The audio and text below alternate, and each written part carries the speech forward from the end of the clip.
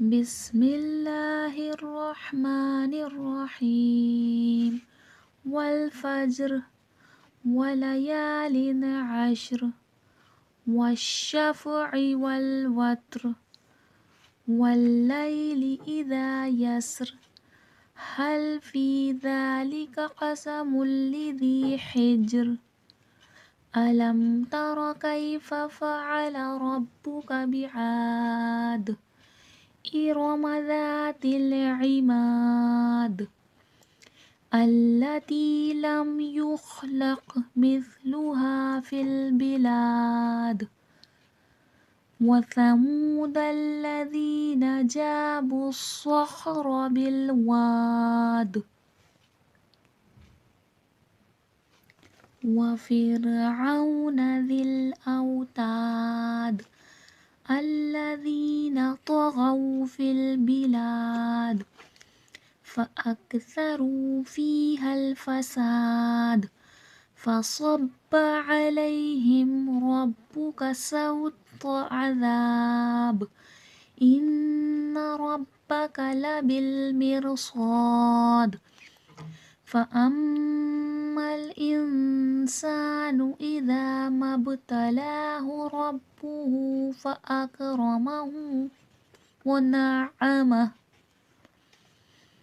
فيقول ربي أكرمن وأما إذا ما ابتلاه فقدر عليه رزقه فيقول ربي أهانن كلا بل لا تكرمون اليتيم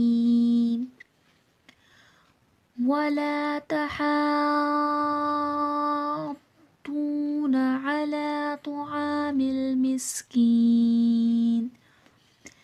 وتأكلون التراث أكلا لما وتحبون المال حبا جما كلا إذا دكت الأرض دكا دكا وجاء ربك والملك صفا صفا وجيء يومئذ بجهنم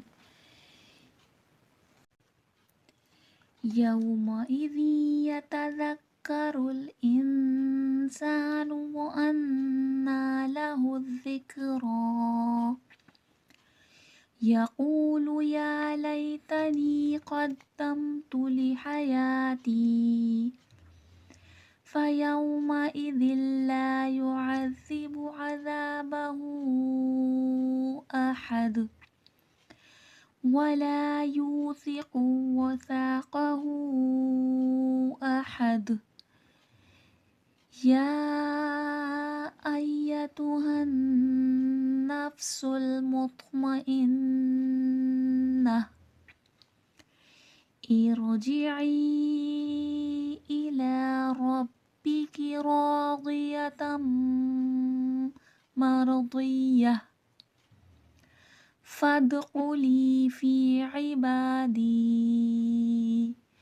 وادخلي جنتي.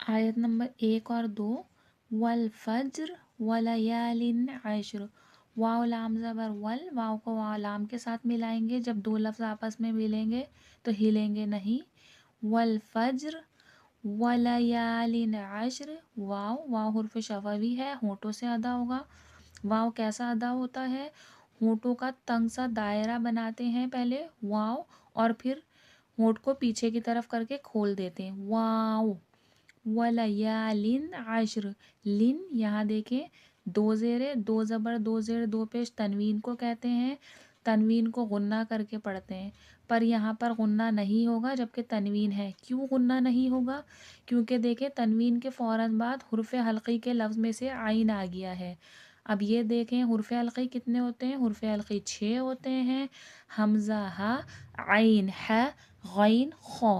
عین، عین حرف حلقی میں سے ہے، وسط الحلق، حلق کے درمیان والے حصے سے ادا ہوتا ہے عین۔ تو دیکھیں تنوین کے فوراً بعد حرف حلقی کا لفظ آ گیا ہے تو یہاں پر غنہ نہیں ہوگا، یہاں پر اظہار حلقی کا قاعدہ لگے گا، یعنی کہ بغیر غنہ کے یہ لفظ پڑھا جائے گا وَلَيَالٍ عَشْرٍ۔ اور اگر حرف حلقی کے علاوہ یہاں کوئی لفظ ہوتا حمزہ ہا، عین ہا، غین خوا کے علاوہ، تو کیسا پڑھتے اسے پھر وَلَيَالٍ، غنہ کیا جاتا، پر یہاں حرف حلقی کا لفظ ہے تو یہاں پر اظہار حلقی کا قاعدہ ہوگا اور بغیر غنہ کے پڑھا جائے گا، ٹھیک ہے۔ آیت نمبر 3، وَالشَّفْعِ وَالْوَتْرِ۔ وش، شین میں دیکھیں آواز میں تفشی پھیلاؤ ہے، وش، ٹھیک ہے۔ شفعی، عین کا صحیح مخرج ادا کریے گا، عین کا مخرج کیا ہے، وسط الحلق، حلق کا درمیان والا حصہ۔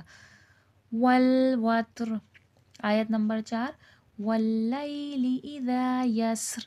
واللیل، لام یا زبر لئی، لین کا قاعدہ ہے، یا ساکن سے پہلے زبر ہے، اب اس کو واللیلی نہیں پڑھیے گا، واللی لی، ٹھیک ہے۔ اذا، اذا میں دیکھیں الف مدہ ہے، الف سے پہلے زبر ہے، تھوڑا کھینچ کے پڑھا جائے گا اذا، اور زال نرمی والا حرف ہے، نرمی سے پڑھا جائے گا۔ یسر، سین حرف صفیر ہے، سیٹ سختی سیٹھی کے ساتھ پڑھا جائے گا۔ آیت نمبر 5، حل فی ذالک قسم لذی حجر۔ حل، جب دو لفظ آپس میں ملیں گے ہلیں گے نہیں، فی میں یا مدہ ہے، یا ساکن سے پہلے زیر ہے، تھوڑا کھینچ کے پڑھا جائے گا۔ ذالک، ذال نرمی سے پڑھا جائے گا، نرمی والا حرف ہے، اور کھڑا زبر ہے، تھوڑا کھینچ کے پڑھا جائے گا۔ قسم لذی، دیکھیں ذال یہاں پہ بھی نرمی سے پڑھا جائے گا، اور یا مدہ یا ساکن سے پہلے زیر ہے، تھوڑا کھینچ کے پڑھا جائے گا۔ آیت نمبر 6، الم تر کیف فعل ربک بعاد۔ الم تر، را کو پر کر کے موٹا کر کے پڑھا جائے گا کیونکہ را پہ زبر ہے، یہاں پر لین ہے، یا ساکن سے پہلے زبر ہے، کیفا، اس کو کیفا نہیں پڑھیے گا۔ فعل، عین کو پراپر واضح کریے گا، عین اور حمزہ میں فرق کیا کریں۔ اب دیکھیں فرق کیا ہے، اگر ہم اسے حمزہ بنا کے پڑھ دیں گے تو پڑھا جائے گا فعل، لیکن یہ عین ہے تو پراپر اگر عین کے ساتھ پڑھیں گے تو کیسا پڑھا جائے گا، فعل۔ اب دیکھیں حمزہ کے ساتھ فعل اور عین کے ساتھ فعل، آ آ، یہی چھوٹی چھوٹی چیز تجوید کہلاتی ہے، اگر ہم یہی نہیں پڑھیں گے تو سمپل کہلائے گا بغیر تجوید کے، ٹھیک ہے، تو خیال رکھا کریں۔ ربو کا بعاد، را کو پر کر کے پڑھا جائے گا، بعاد، عین میں الف مدہ ہے، الف سے پہلے زبر ہے، تھوڑا کھینچ کے پڑھا جائے گا، اور دال ہے، دال میں قلقلہ ہوگا۔ قلقلے کی صفات سب سے زیادہ کب واضح ہوتی ہے، جب وہ لفظ وقف ہو رہا ہو یا ساکن ہو رہا ہو۔ اب دیکھیں دال میں یہاں وقف ہو رہا ہے تو ہم کو آواز پلٹ کر سنائی دے گی، بعاد، ٹھیک ہے۔ آیت نمبر 7، ارم ذات العماد۔ ارم، را کو پر کر کے پڑھا جائے گا، ذا کو نرمی کے ساتھ اور تھوڑا کھینچ کے پڑھا جائے گا کیونکہ الف مدہ ہے، الف سے پہلے زبر ہے، ذات جب دو لفظ آپس میں ملیں گے تو ہلیں گے نہیں، عماد، یہاں پر بھی الف مدہ ہے اور دال میں قلقلہ۔ التی لم یخلق مثلها فی البلاد۔ التی، یا مدہ یا ساکن سے پہلے زیر ہے، تھوڑا کھینچ کے پڑھا جائے گا، لم یخلق۔ اب دیکھیں خو اور قاف، یہ دونوں ویسے ایک ہی فیملی کے لگ رہے، قو قو، لیکن اس کے مخرج اور اس کی صفات میں فرق ہے۔ خوف جو ہے یہ اس میں قلقلہ واضح ہوگا، ٹھیک ہے، یخلق، لق، ٹھیک ہے، اور قو میں قلقلہ نہیں ہوگا، جبکہ دونوں کا ساؤنڈ ایک ہی جیسا ہے، قو قو، قو قو، لیکن یہ باریک باریک چھوٹی چھوٹی ہی چیزیں تجوید میں ڈفرینس کرتی ہیں، ٹھیک ہے۔ مثلوہا، مثا نرمی سے پڑھا جائے گا، نرمی والا حرف ہے، لوہا، ہا الف مدہ، الف سے پہلے زبر ہے، تھوڑا کھینچ کے پڑھا جائے گا، فی البلاد، دال میں قلقلہ ہوگا۔ آیت نمبر 9، وَثَمُودَ الَّذِينَ جَابُوا الصَّخْرَ بِالْوَادِ۔ وَثَمُودَ، سا نرمی سے پڑھا جائے گا، منہ میں واو ساکن سے پہلے پیش ہے، واو مدہ ہے، تھوڑا کھینچ کے پڑھا جائے گا، لذین، دال نرمی کے ساتھ پڑھا جائے گا اور یا مدہ ہے، یا ساکن سے پہلے زیر ہے، کھینچ کے پڑھا جائے گا۔ جابوا الصخر، جابوا الصخر، جا میں الف مد ہے کھینچ کے پڑھا جائے گا، با صاد پیش بس، صاد خوا زبر ساق، صاد کو موٹا کر کے پڑھا جائے گا کیونکہ موٹے حرفوں میں سے حرف مستعالیہ میں سے، را کو بھی موٹا کر کے پڑھا جائے گا، بالواد، جب دو لفظ ملیں گے ہلیں گے نہیں، واد میں الف مد، الف سے پہلے زبر ہے، الف مد ہے کھینچ کے پڑھا جائے گا، اور دال میں خلخلے کی صفات واضح ہوگی۔ وَفِرْعَوْنَ ذِی الْأَوْتَادِ، واو حرف شفوی ہے ہونٹوں سے ادا ہوگا، ذی الاوتاد دال نرمی سے پڑھا جائے گا، او میں لین کا قاعدہ ہوگا، تاد میں تا الف مد ہے، الف سے پہلے زبر کھینچ کے پڑھا جائے گا، اور دال میں خلخلے کی صفات واضح ہوگی۔ آیت نمبر 11 الذین طغوا فی البلاد، الذین زال وہی نرمی سے پڑھا جائے گا، طغوا طوا موٹا کر کے پڑھا جائے گا کیونکہ موٹے حرفوں میں سے حرف مستعالیہ میں سے، فی البلاد وہی الف مد ہے، لا میں الف سے پہلے زبر ہے، اور دال میں خلخلے کی صفات واضح ہوگی۔ آیت نمبر 12 فَأَكْثَرُوا فِيهَا الْفَسَادَ، فَأَكْثَرُوا سا نرمی کے ساتھ پڑھا جائے گا، رو میں واو مد ہے، واو ساکن سے پہلے پیش ہے کھینچ کے پڑھا جائے گا، فی میں یا ساکن سے پہلے زیر ہے، یا مد ہے کھینچ کے پڑھا جائے گا، فساد سین میں سختی سیٹھی کے ساتھ پڑھا جائے گا کیونکہ حرف صفیر ہے۔